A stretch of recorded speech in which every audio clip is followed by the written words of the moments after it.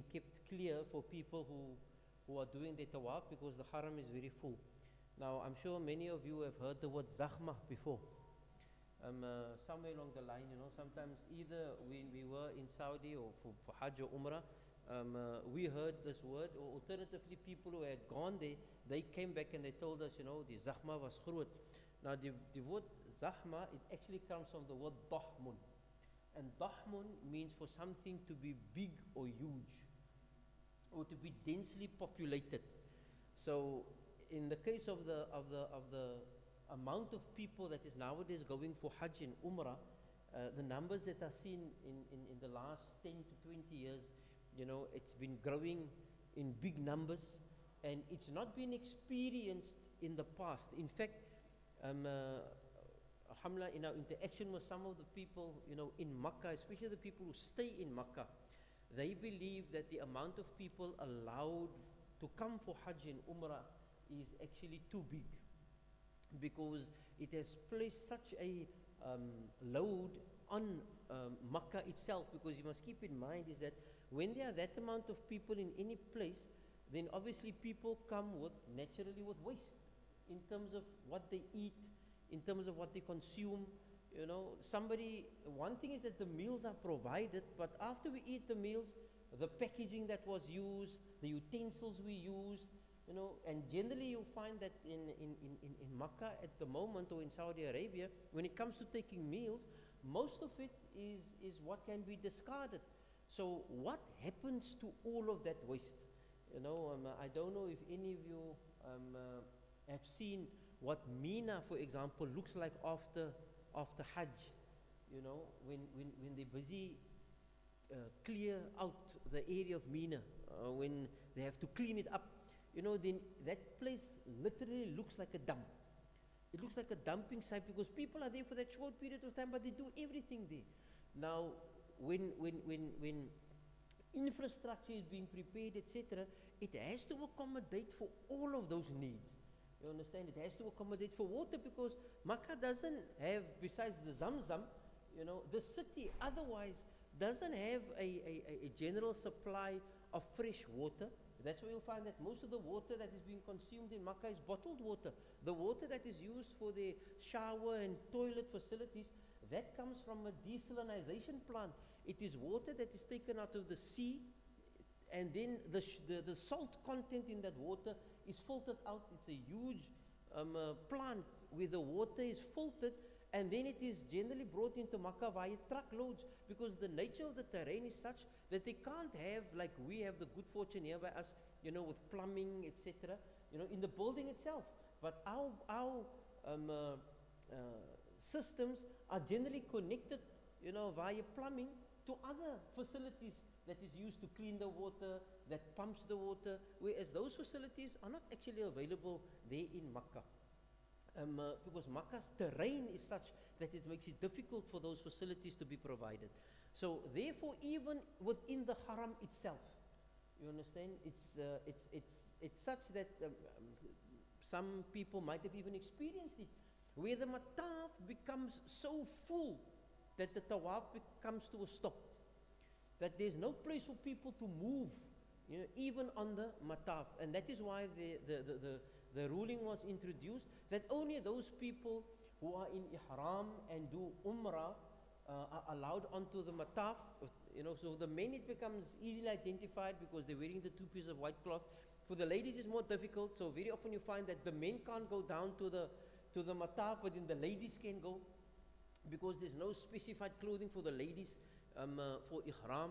But these are all considerations that we must keep in mind, has become part of modern Hajj and Umrah. And in addition to our desire to do the Umrah, and it is an ibadah, etc., the most difficult thing to manage, and I'm sure people who work in corporate structures, where there's a chain of command, etc., would know that the most difficult thing to manage is human beings. Human beings are the most difficult thing to manage. Why? Because every person is following his mind. Now, if you can imagine, if there's 50,000 people, for example, on the mataf, wanting to do tawaf. Each one of that 50,000 people is doing that tawaf according to his mind, according to his thinking. And he believes that only what he is doing is important, and only what he is doing is correct. One of the qualities that, sadly, is supposed to be displayed on the mataf, but which unfortunately lacks, is the quality of consideration for others.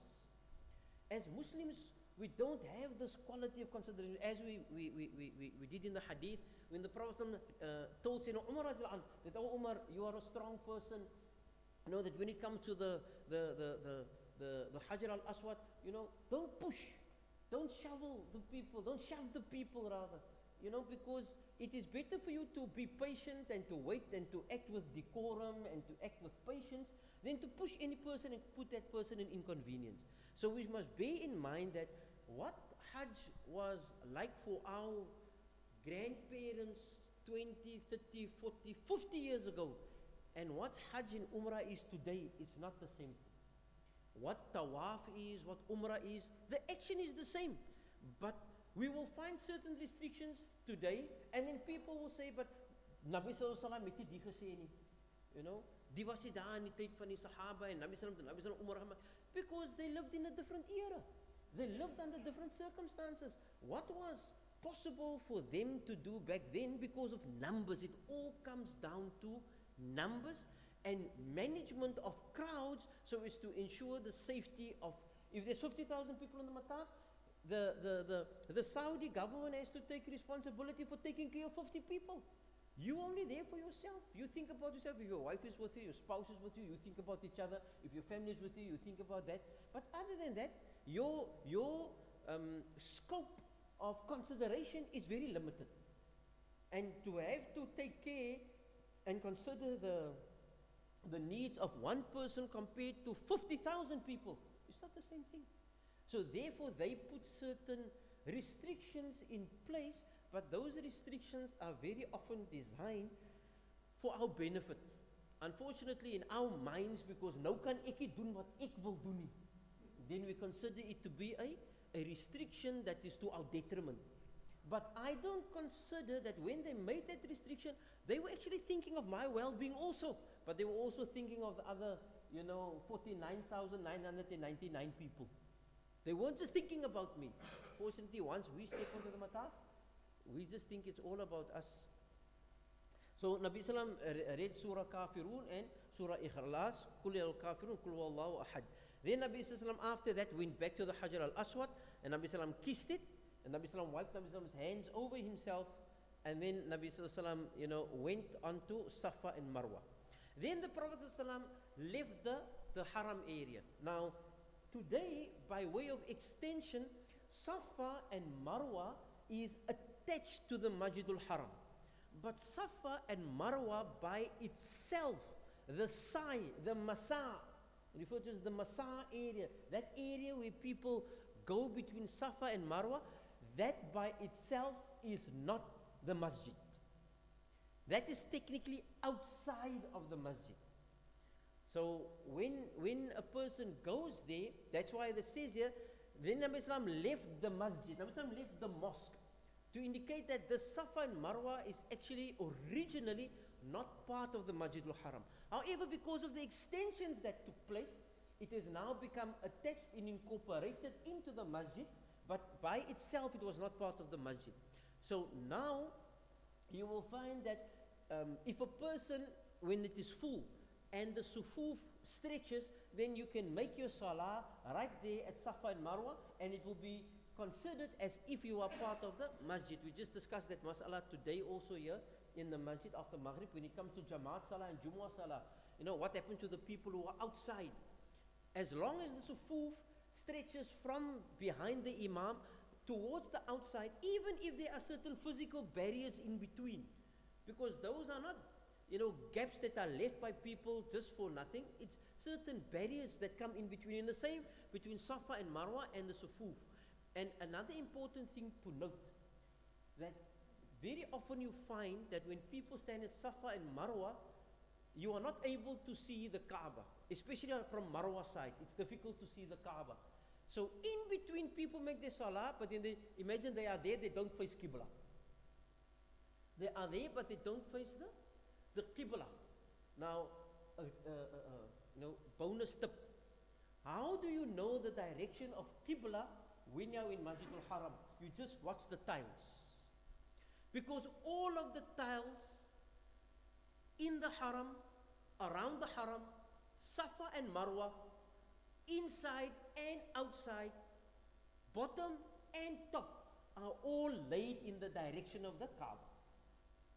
So all you have to do is you look down, and there's big tiles, and those tiles will indicate to you the direction of the Kaaba. And as long as you follow the direction of the tile, you will be facing the Kaaba. We've come across many people that when we are on Sa'i, Safa and Marwa, going in between time of Salah, people, they might even be making a Sunnah Salah. You understand? The tile indicates this direction because people assume now that they are standing next to the Kaaba, so if they just face to the front, then they're automatically facing the Kaaba, which is not the case. Sometimes because of the nature of how the Haram is built, you need to slightly tilt yourself or slightly, change your direction in order to, it will look like you are actually, not facing the Kaaba, but you will actually be facing the Kaaba as long as you are following the direction of the tiles on the floor. So even when you are outside also, how do you know? Because even the tiles outside of the Masjid al-Haram are laid in the direction of the Qibla. That is one of the unique things of the Haram, and that is one of the beautiful things because it is there to ensure that every person that is there will be able to face the Kaaba because you can't always see the Kaaba. And the objective is that you must face the Kaaba. The Kaaba is our Qibla, not our object of worship. But it is important for us that everybody faces that direction. So as a tip, when you are there, just make sure that you look down to your feet and follow the direction of the tiles. And sometimes what for me is so ironic, the way the tiles are laid, there's the direction of the tile, and then in between you will find certain markers indicating to you the distances between the sufuf. So in other words, if the one tile is here, there'll be a white tile, and then as a border there'll be a black tile. Thin strip of black tile to indicate to you what is the actual direction and what is the beginning and the end of the saf.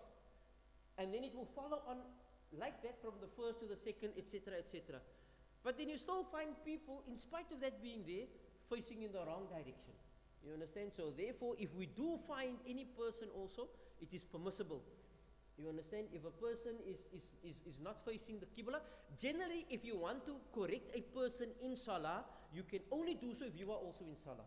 But if a person is facing the wrong direction for Qibla, you can change him in the correct direction of Qibla without having to join him first in the Salah. Because you're not going to make Salah with him, you're just correcting his Qibla. But you cannot correct his reading. You cannot, if he reads incorrect, you cannot correct his reading from outside the Salah. You can only do that if you are in the Salah. But to change his direction for Qibla, that you can do. So if you see a person who's not facing, if you see on the tiles, that is the direction, sometimes you just, towards them slightly. If the person doesn't want to move, don't force him. Then you just carry on, you just leave it. Because, they force home, a dreig him, give a klap, and then what? You understand? And it happened. It happened. It even happened in our own masajid. Sometimes, we know of cases where somebody wanted to correct a person who was in his salah, and to draai die om to say, "Kan jy nie sien ek maak salah nie?" You understand? So, like this, we should also don't force a person. You understand? We try to correct the person, try to encourage the person, niceness and so, but if you see you're turning the person, you turn him in, he lost me off, man. You leave him and you carry on with your ibadah. Moenie vir jou nou opwek en jy force the woman. No. Just leave it there and carry on. You understand? So, Nabi Sallam then left Masjid al-Haram through the gate of Safa. There's a gate. Now, I'm going to do a recap because we don't have so many slides tonight. But then I just want to do a recap because what we are speaking about here is in essence how Nabi Sallallahu Alaihi Wasallam made his Umrah. So what are the lessons we take from here in how we need to perform our Umrah, inshallah? I'll do that as a recap at the end of this series of slides, inshallah. So Nabi Sallam went through the gate of Safa, and as Nabi Sallam approached the mountain of Safa, they call it a hillock here, because in reality it's not actually a mountain. You understand? It wasn't actually a huge mountain. We had to go far up. You understand? But it was nonetheless, it was referred to as a mountain. So then Nabi Sallam read the following verse of the Quran: Inna Safa wal Marwata min sha'airillah. فمن حج البيت أو اعتمر فلا جناح عليه أن يطوف بهما ومن تطوع خيرا فإن الله شاكر عليم. Indeed, Safa and Marwa are amongst the sha'air of Allah, the symbols indicating the greatness of Allah subhanahu. It means, sha'air means anything that Allah Ta'ala has made holy. Allah has sanctified it. So like this we find that the masjid is sacred, it is from the sha'air of deen. The adhan is sacred from the sha'air of deen. Even though to make adhan is sunnah, but if no adhan is being called in a community, then they will become sinful. You understand? No adhan called for the salah, the community becomes sinful. Even in the time when Nabi Sallam used to go to other communities and they used to engage them, in giving dawah to them, etc. Nabi Sallam would give dawah to them for 3 days. They would engage with them, speak to them, etc. And then on the 3rd day, then the sign that they had embraced Islam would be that the adhan would be called. So the adhan is very significant in our deen. It is one of the sha'air, and anything that falls within the ambit of the sha'air is worthy of reverence and respect. So in the same way, Safa and Marwa, Allah Ta'ala speaks about these places in the Quran. So when we go there, we very often find people, after they have either performed their Umrah, etc., or they've done their sa'i at Safa and Marwa, then people, they want to relax there, and they, like they camp out there, which is no problem if you want to do that. But do so keeping in mind the sanctity of Safa and Marwa, because these are two places that Allah has made holy. That is why one of the things that has also become very prevalent now, it used to happen in the older days, but now the Saudi government is also, they have the asgaris there, and they try to prevent it from taking place. And that is that when people complete their sa'i, and now they want to get out of the ihram, then for the ladies, for example, is to take a few strands of hair and clip it. And for the men also, they can either make taqsir of clipping some hair, but some people now, they want to do the khalq. They want to shave their hair. And then they want to do it right there. They bring their own razors with them, and then they want to shave their hair. Now the problem in that is that there's a movement of people. So either you can become injured or you can cause inconvenience to other people. So now we find sometimes the asgaris push the people, but we must understand that sometimes it's because people are engaged in those activities which are not befitting, the place where they find themselves. Now in the olden days, when people were at Safa and Marwa completed, they could go to the area that was outside of it, and then they would do it there. Now if you go outside and you do it, no problem. But today people want to do it while they are still inside. And people want to do it for the sake of convenience. So then they, so the old menses say, as verlos van hulle ihram, you understand? So they cut their hair or they shave their hair. And now, because now they want to camp out in the haram. You understand? So if you want to do the taqsir, no problem. But make sure that you don't leave your hair there. And if a person wants to make khalq, brother, you are taking a chance in working in that place where other people are in movement, in shaving your hair. Because it did happen where somebody was shaving his head with a blade, and somebody knocked him, he slit a cut in his head.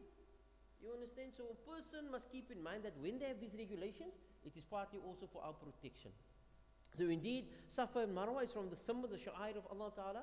So whoever makes hajj, فَمَنْ حَجَّ الْبَيْتَ, whoever comes to the sacred house for hajj, أو اعتمر, or the person wants to umrah, فَلَا جُنَاحَ عَلَيْهِ أَن يَطُوفَ بِهِمَا, then there's no blame on him if he wants to make tawaf between these two. Now there's a sababun nuzul. There's a sababun nuzul behind this ayah. And that is that in the time of the Prophet ﷺ, there were two very famous idols, Lat and Uzza.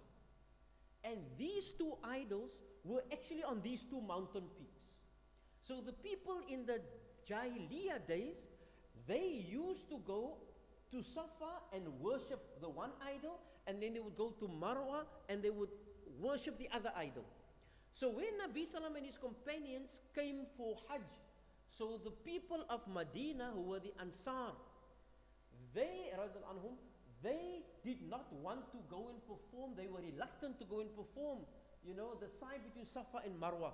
Why? Because of the fact that there used to be idols.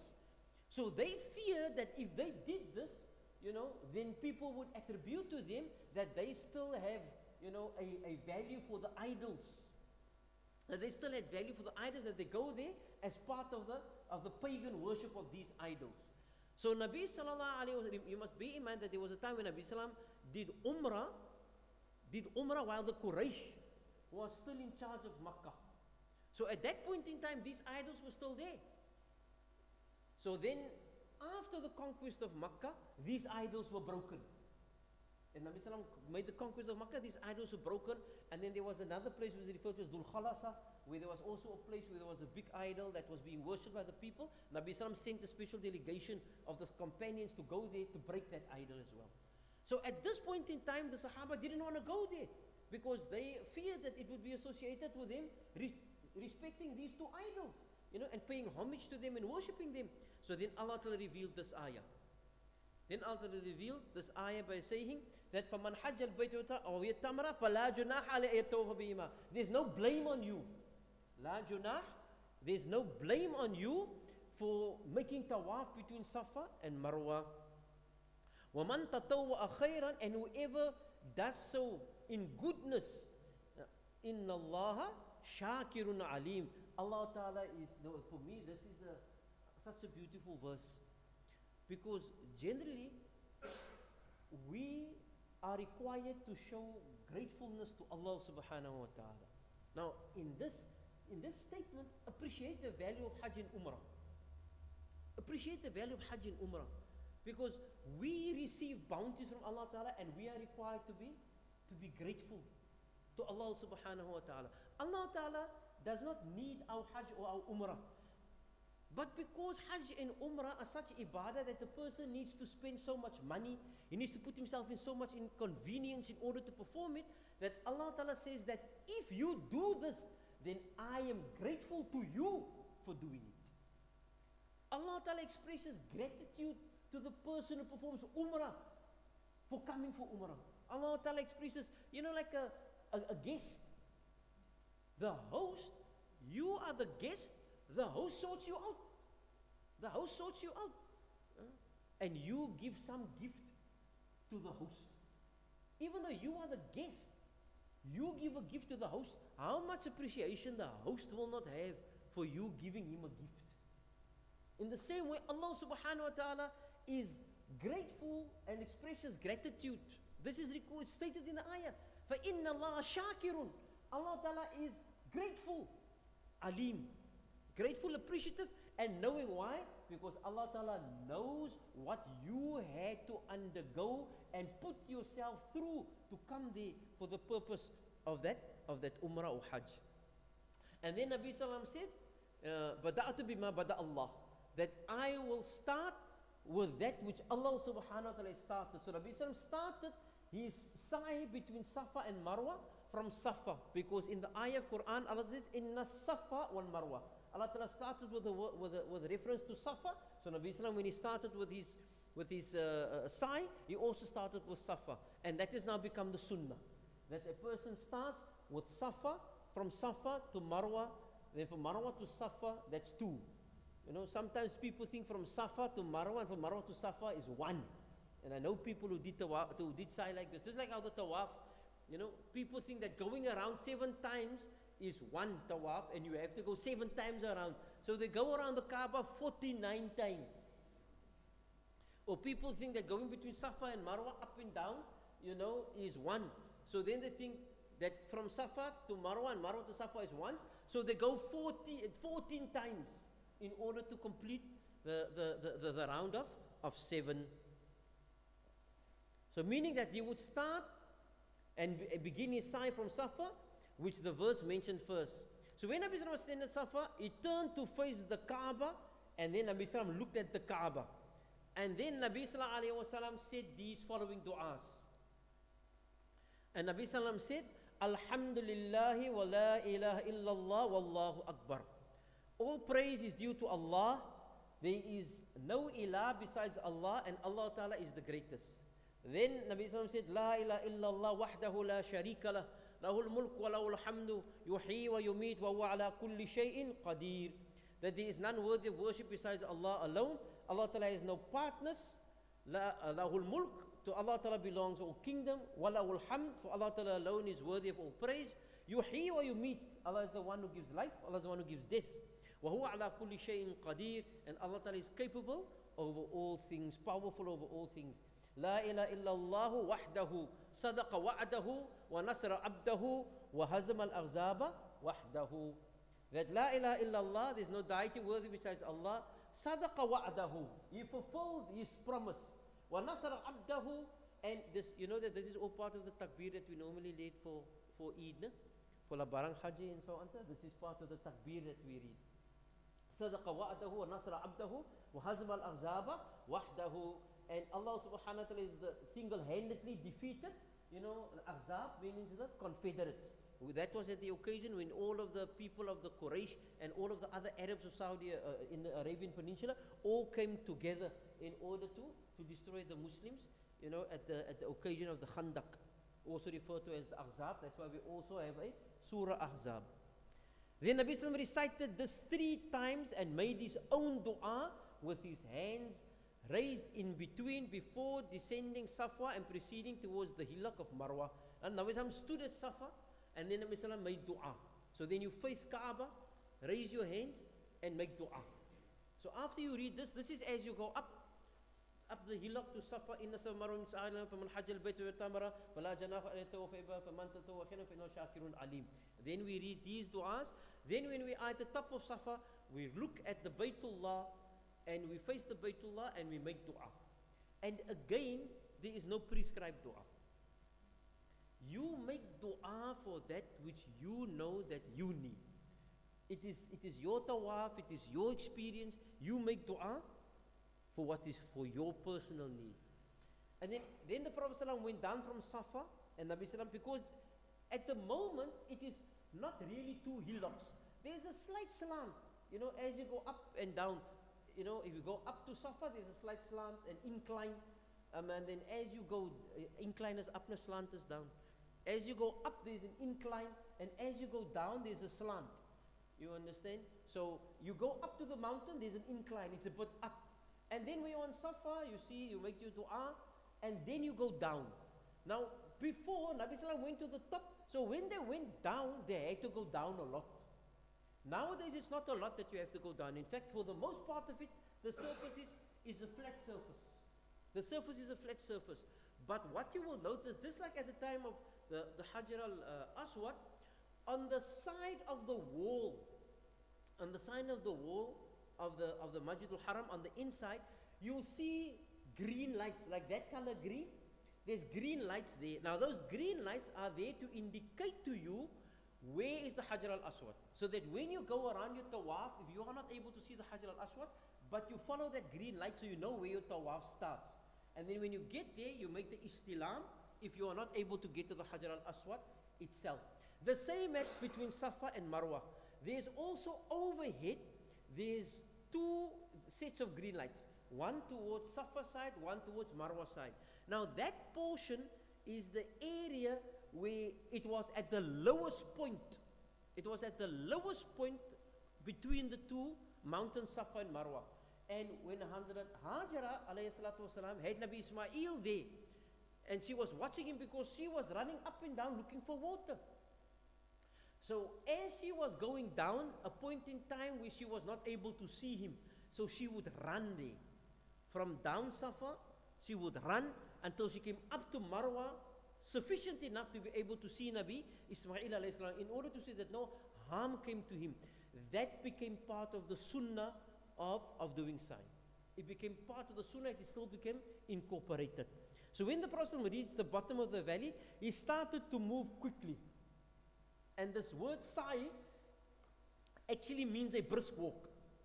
So this part where we do that brisk walk, in between the two sets of green lights, that is actually where we do sa'i. The sa'i is actually there, because for the remainder, you can take a nice stroll, you can take your time, you don't need to rush. And also, there's, in doing tawaf and doing sa'i, there's no race. There's no race. You don't have a time limit. You understand? You are there until you finish. And however long that might take. So you don't need to rush, you don't need to go and push anyone, and you can take your time, because the objective would be that the person would do so in a state of calmness, in a state of tranquility, because the objective is not to finish the race. The objective is to become connected to Allah subhanahu wa ta'ala. Right? So Nabi sallallahu alayhi wa sallam would started moving quickly, causing his lower garments to move vigorously between his legs, because when you have the ihram, and now when you move quickly, you're in between the legs, the kapari. Why? Because the lungi is wrapped around the legs. So it's not like with the pants, where you won't have that kind of rigorous movement, but when the lungi, at least in the ihram, you will have that kind of vigorous movement. And then Nabi Sallam returned to a normal walking pace as the valley started to ascend. Same like Hazrat Hajara, going down, could not see Ismail alayhi salam, started walking briskly, and then when she came out, then she started walking normally again.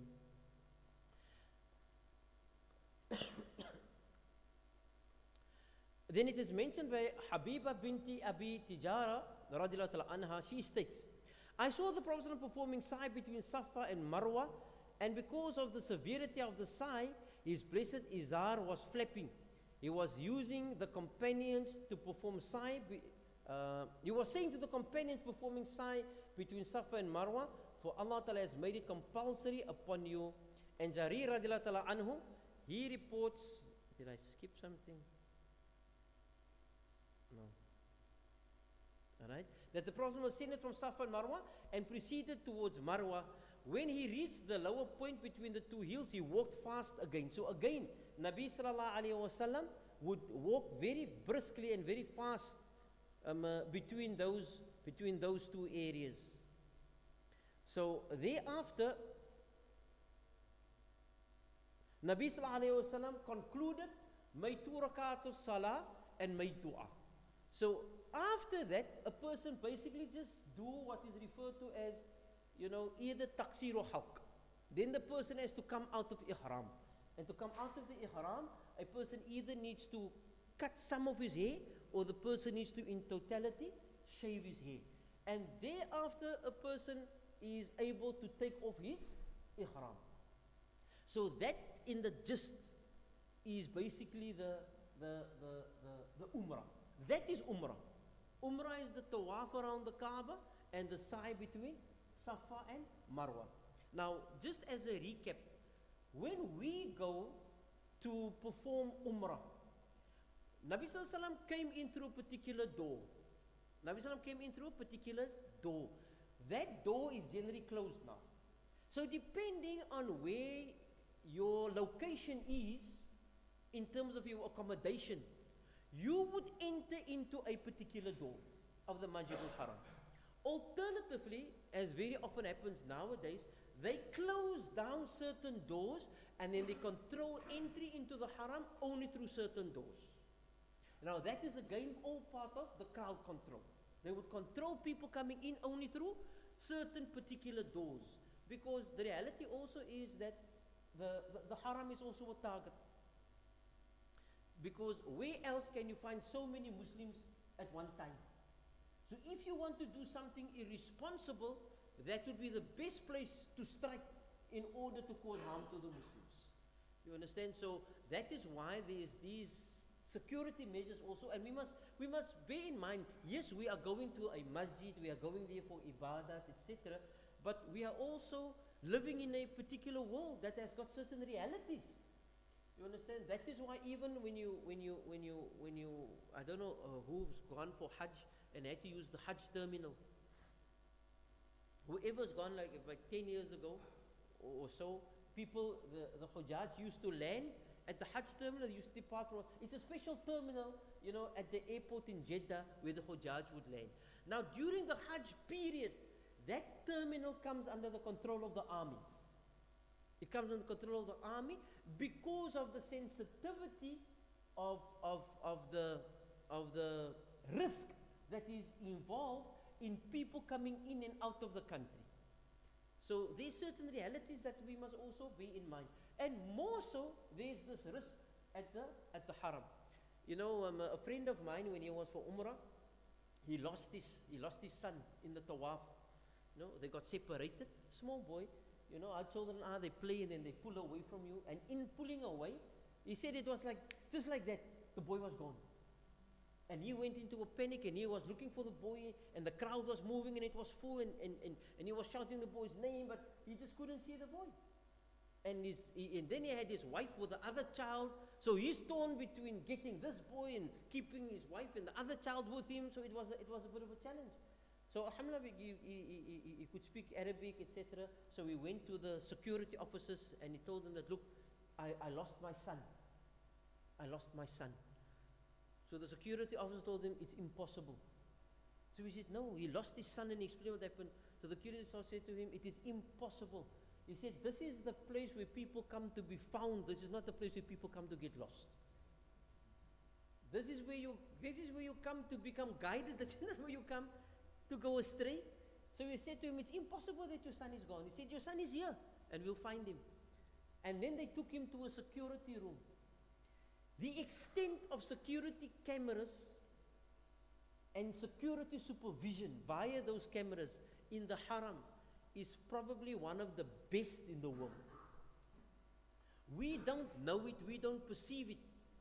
And sometimes we'll find that the police will come and they'll just take a guy and they'll pull him out or they'll hit him and they'll go, okay, wat gaat dan hier aan? Die mense is mos om beskof man. Hulle het niks respect vir die mense nie.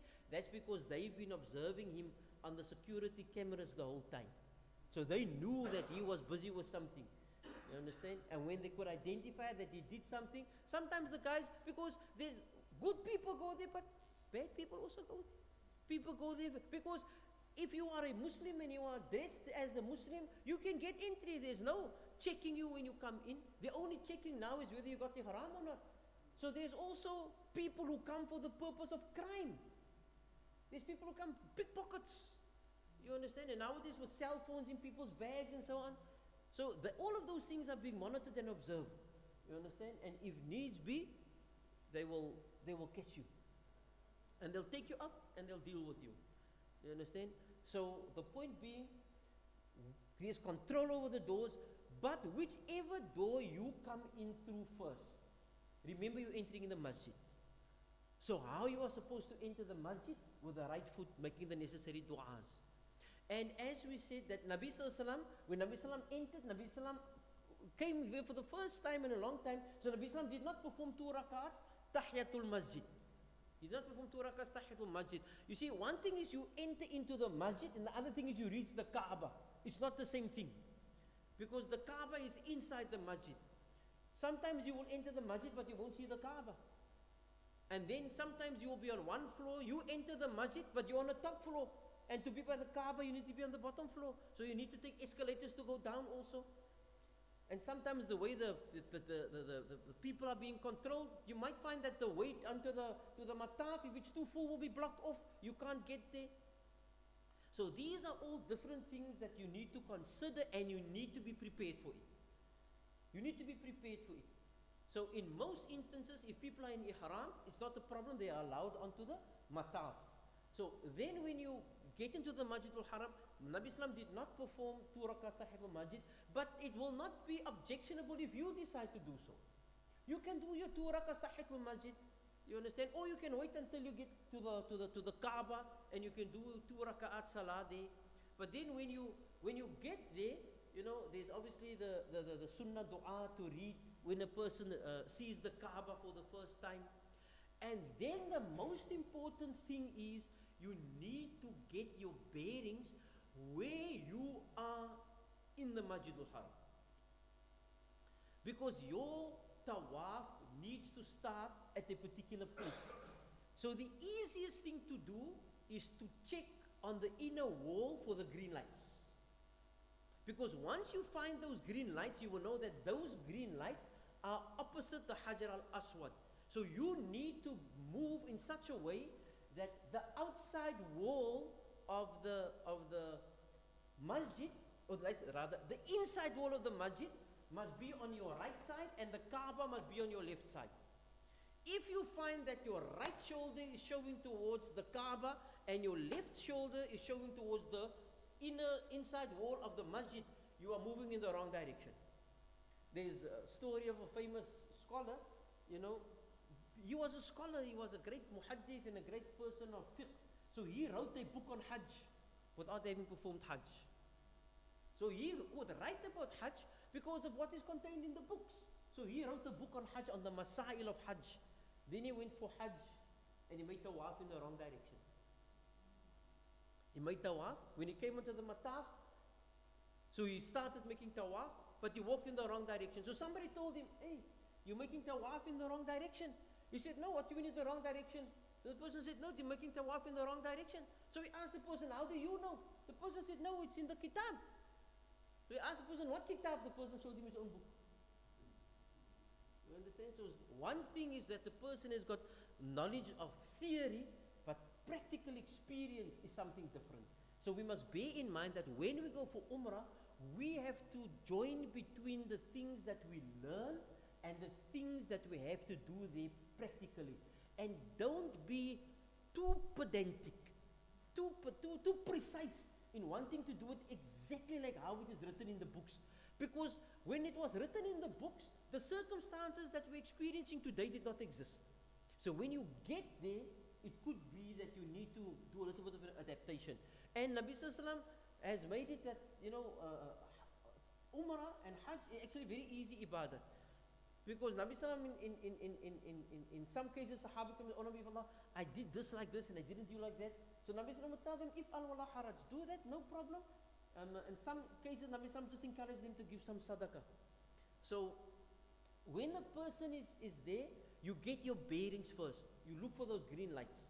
Now, there are certain features of the Kaaba which will also tell you where you are. It will also tell you where you are. But if the mataf is too full, it might be difficult for you to recognize those features. And especially if you come for the first time. Once you've been there once or twice, or you've made tawaf a few times, and you've now got your what they call it now? Your bearings, you've got your bearings and you've got your landmarks, then it becomes easier. But initially, it might be overwhelming, because now you standing there in front of the Kaaba, looking at the Kaaba, and the people making tawaf here, and now they start pushing you and say, "Viti wat aangaan sometimes." You understand it? It can become very challenging. So the main thing is, once you are there, don't go initially too close to the Kaaba. Keep a bit of a distance until you get your bearings where you are, your location. You look for that green light. That green light will tell you that is across from the Hajar al-Aswad. If the mataf is very full, don't go and force through. You have to be clever. If you want to come closer to the Kaaba, don't, because if the zahma or the majma is moving in one direction and you trying to cut across, so it's a problem. You need to be skillful. You start from the outside, and as you are doing your tawaf, you gradually move towards the inside. And then you will find that sometimes within one or two circumambulations around the Kaaba, you'll be next to the Kaaba. You have to be careful. You have to know how to navigate these things. But first get your bearings. Then you know that there's the Hajar al-Aswad. So then if it is very full, you stay on the outer perimeter, and then you can gradually, as you make your tawaf, move in closer. Because as gaps open up in between in your tawaf, you can gradually move across. Alternatively, if it is not that full, then you can obviously go closer, but then at least you know where your starting point is. Now, it is sunnah to first kiss the Hajar al-Aswad and then start your tawaf. However, if you find that it is too full there, and unfortunately, in most instances, it is very congested there. You understand? So don't go and force yourself in there. And, it's as said now, Umar said that, oh, Hajar al-Aswad, you are only a stone. You cannot give benefit and you cannot give harm. If it was not that I saw the Prophet ﷺ kiss you, then I would not have kissed you. So then the person, you get, and then you get your starting point. You make your intention for the tawaf, as for the 7 rounds. Bismillah, Allahu Akbar. You just show with your hands, you kiss your hands, and then you start making your tawaf. Again, for the men, two things are encouraged when they start the tawaf. Who can tell me what that is? Who can tell me what that is? Ittiba and ramal. What is the ittiba? Ittiba means to wear the ihram in such a way that the right shoulder is open. Why? It was to show strength. And the ramal is to have, for the first 3 rounds around the Kaaba, to have a slight brisk walk. Now, ulama say that if it's full and you can't do the ramal, no problem. But then they encourage us that we should at least move our shoulders as if we are, having a brisk walk. As if you're having a brisk walk. So those are 2 things which we are encouraged to do. That is not for the ladies, only for the men. However, if you have your wife with you, you can do one of 2 things. You can tell her, Titi, dis jou eie tawaf, dis jou umrah, sort yourself uit. Sy kry my daar by Kentucky agterna. You understand? Or alternatively, the better option is you stay with your wife. You stay with your wife, and if you do tawaf with your wife, the sa'i is not so much a problem. That's because the masa is not normally so full, but the tawaf it becomes a problem, with that. And they normally find the pushing, and it is regrettable, but the man said sometimes niks consideration vir die vrouens het. En sometimes as die vrouens even worse as die mans. Daar op die mataf, die vrouens het, ek was al uit die pad het geloop, die vroumense ook al. You understand? So as they if you don't know how to handle yourself, there can become a problem. So then it is, for me, it is encouraged that you have your wife walk in front of you. You have your wife in front of you with your hands on her shoulders. And you walk on her face. Now, why is that? So if there's pushing and shoving, you can use your arms and your elbows to shield your wife, to protect your wife and cover your wife. So so you must also be alert. On the one hand, you must do your ibadah. On the other hand, you must be aware of the crowd around you. So as jy nou sien, is nou 'n boeta wat nou 'n bietjie te voorsarig hier teen aan jou vrou loop, en dan nas jy net so vir hom 'n bietjie sommer so met die elmboog. You understand? En as hy sien hy hou bietjie dik, en dan gooi jy hom sommer so met die elmboog. No, sometimes the people are just so inconsiderate. I can remember when my wife and I, when we were on Umrah, and we were moving in this way, and so there was a group of men, and hulle kom uitgehalloop daar tussen die crowd uit, because hulle is nou klaar met tawaf, so they came running through, but I could see that die ouens gaan nou actually vir ons omhaloop.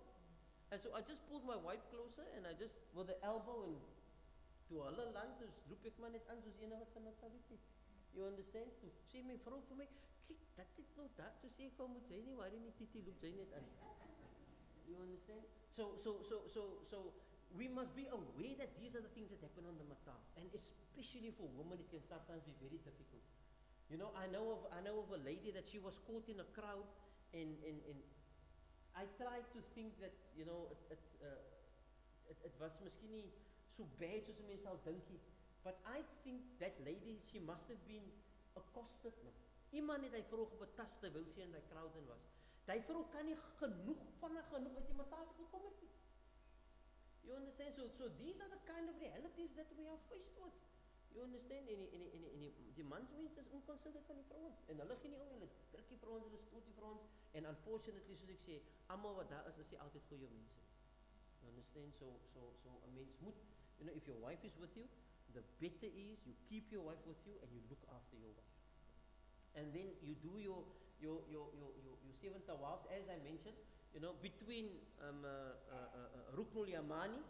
Now we shall also make istilah with Ruknul Yamani, but between Ruknul Yamani and Hajar al-Aswad, the masnoon dua to read there is Rabbana atina fid dunya hasana wa fil akhirati hasana wa qina adhaban nar. And you can read it as many times. You continue reading it from the one until the other. And then also you can, there's the mi'azab, there's the multazam, which is the door of the haram.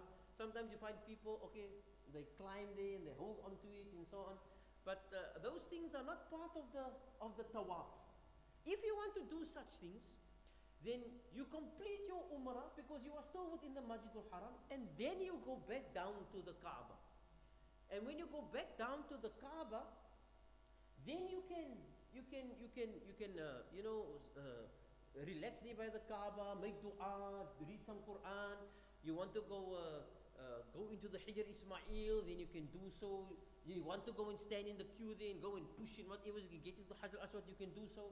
But it would be preferred that you rather first complete your Umrah before you do that. Because otherwise you put all of your energy into those things, then the things that you are supposed to do, you don't have the energy to do. You understand? So rather go and do those things afterwards. So then after you make your 2 rakats of salah, and importantly also, as I mentioned, that while the person is doing the tawaf, you do get certain kitabs that have got certain du'as in there, but those du'as are not, it's not fixed du'as that you have to make there. You can make your own du'as. You can make your own du'as, and you can even make your du'as in your own language also. You speak to Allah Ta'ala in your own language. And a very important thing, in this place is du'a. Connect with Allah subhanahu wa ta'ala. Plead to Allah subhanahu wa ta'ala. Cry before Allah subhanahu wa ta'ala. And you'll find that it's the easiest place actually to cry. And then one of the things I did not mention, but I want to mention it here now, is after you've made your 2 rakat salah, behind the Hajar al-Aswad, it is also sunnah to drink zamzam.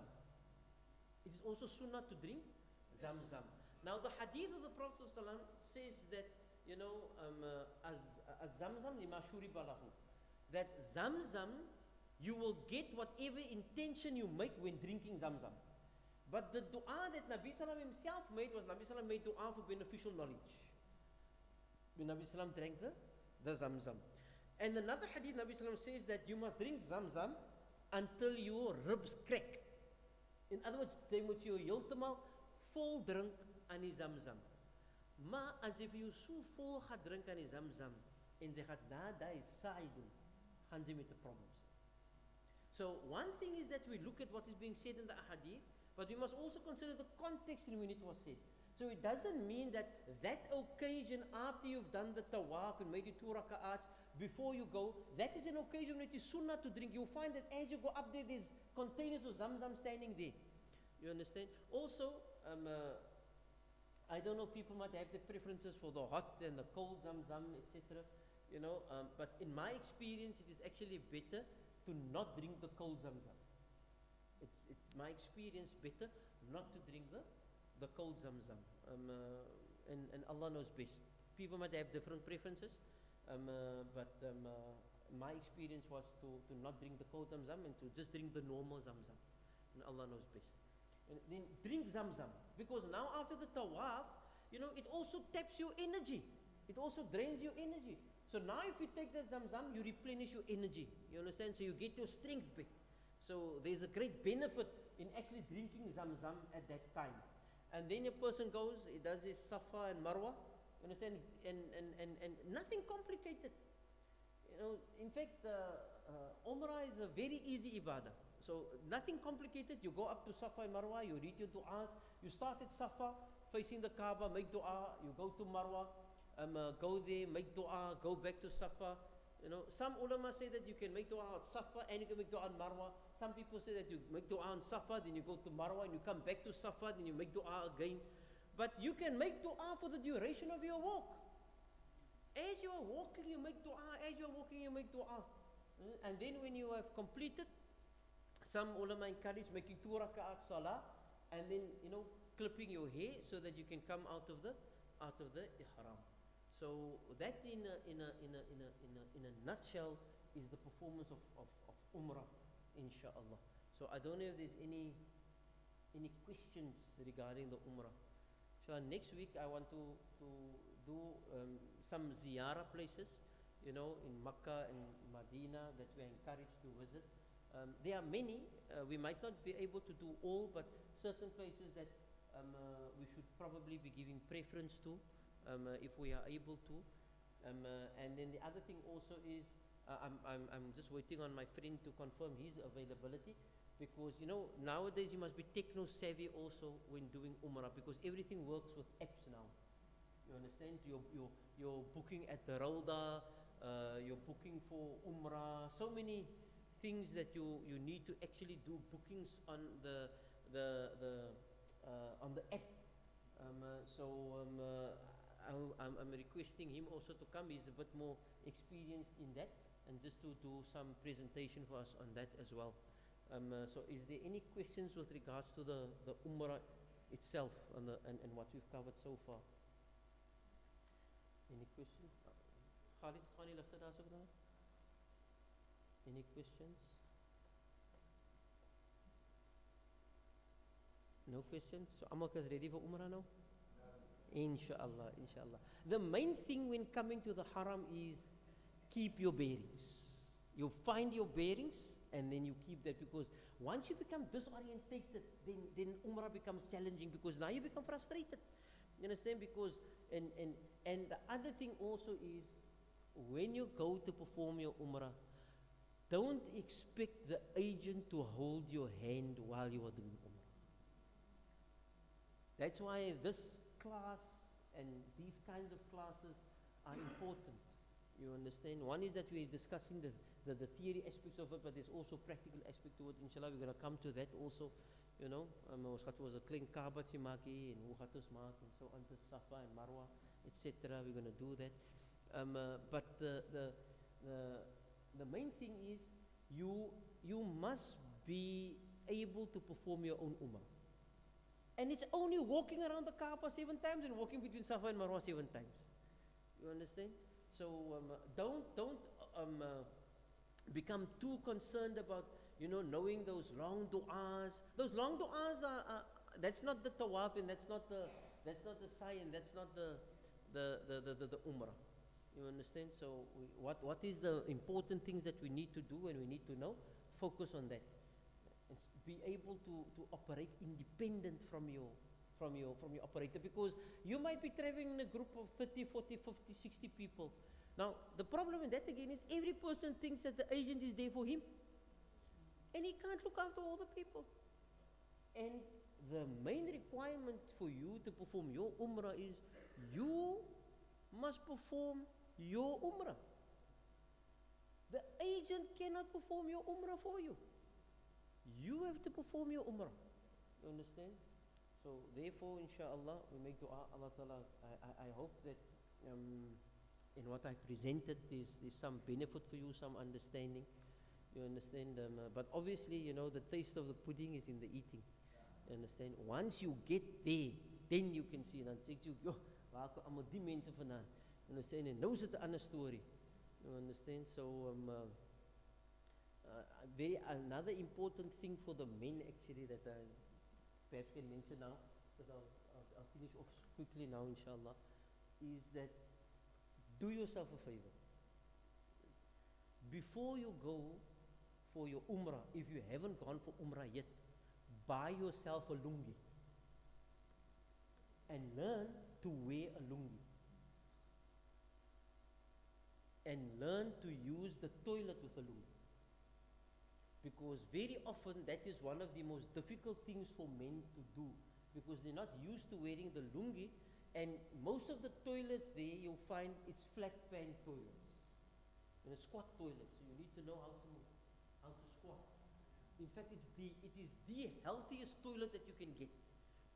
A lot of problems physically and with sicknesses came into people when they introduced the high toilet.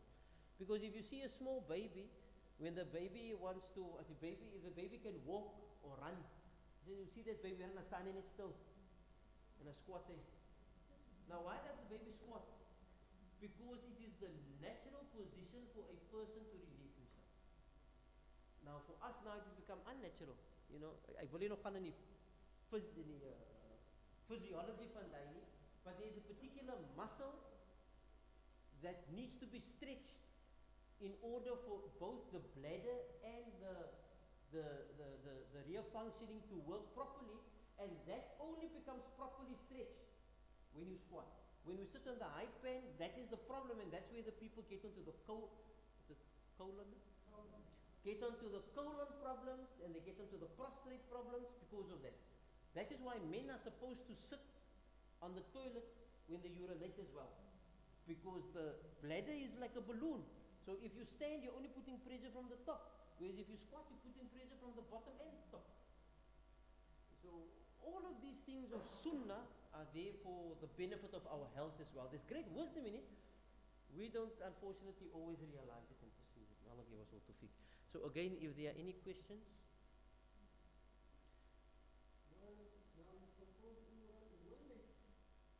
No, no, no, no, Sheikh. No, no, no, no. If you perform, Sheikh, if you perform Umrah in one day, there is a big problem. Because you're supposed to perform Umrah in maximum 2 hours. Yes, yes, yes. It's all in one trip. You know, you do your tawaf around the Kaaba, and then dan is die Maqam Ibrahim daar, maak jy 2 rakat salat, dan is daar Zamzam, like Zamzam is there, en daar waar die deur is, you know, hier is die Maqam Ibrahim, so die maak jou salat, daar waar die muur is, daar staan die Zamzam, daar waar die deur is die pad wat opgaan na die Masa. So nadat jy jou 7 keer omgegaan het, jy maak jy 2 rakats, jy gaan daar, jy drink jou Zamzam, en dan loop jy daar op lekker, en dan is jy daar loop jy Safa, kyk jy af op die Kaaba, maak jy dua, and then you start walking. The only thing is, if you think about it in terms of distance, it is very long. That is why when the ladies asked Nabi Sallam about the opportunity to also go in the path of Allah Ta'ala, Nabi Sallam said that their striving in the path of Allah Ta'ala is Hajj and Umrah, because it is physically very taxing. So therefore it is also encouraged for a person, before you go for Umrah, do some degree of walking as an exercise to prepare you. Anders wat gaan gebeur? Jy gaan nou jou Umrah doen en na dit is die bene so seer en dit is so seer, en dan vir die res van die trip moet jy in die hotel lewe want jy kan nie loop nie. And importantly, if you are going there, whatever sandals or slippers you are going to wear or shoes you're going to wear for the ladies, you don't buy your pair of shoes before you go. Kanalla.